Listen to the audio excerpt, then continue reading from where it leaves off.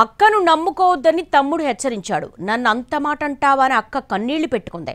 హోరాహోరీగా సాగుతున్న తెలంగాణ అసెంబ్లీలో అక్క తమ్ముళ్ల సంవాదం ఇవాల్టి హైలైట్. ఇంతకీ ఎవరా అక్క, ఎవరా తమ్ముడు, ఏంటా నమ్మక ద్రోహం?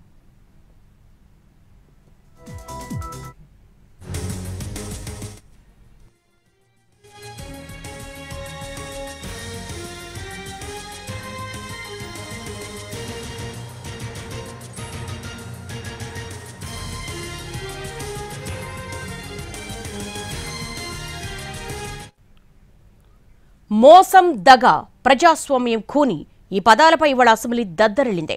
సభలో పార్టీ ఫిరాయింపులపై చెలరేగిన విమర్శలు పీక్స్కు చేరాయి. మాజీ మంత్రి పార్టీ మారిన వ్యవహారంపై ఇష్యూ రాజుకుంది. కాంగ్రెస్ ఇన్సైడ్ సంగతులన్నీ సభ ముందుకొచ్చాయి. కాంగ్రెస్లోకి వచ్చిన ఎమ్మెల్యేలపై అనర్హత వేటేయాలని గవర్నర్కు ఫిర్యాదు చేసిన క్రమంలో వ్యవహారం రాజుకుంది.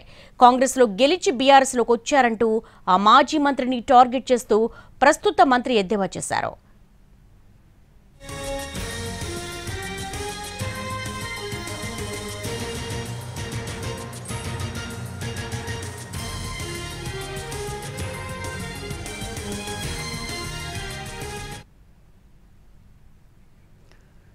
తనను టార్గెట్ చేస్తున్నారని అక్క సభలో నిలదీశారు. తమ్ముణ్ణి ఓ అక్కగా కాంగ్రెస్లోకి సంతోషంగా ఆహ్వానించినట్లు గుర్తు చేశారు.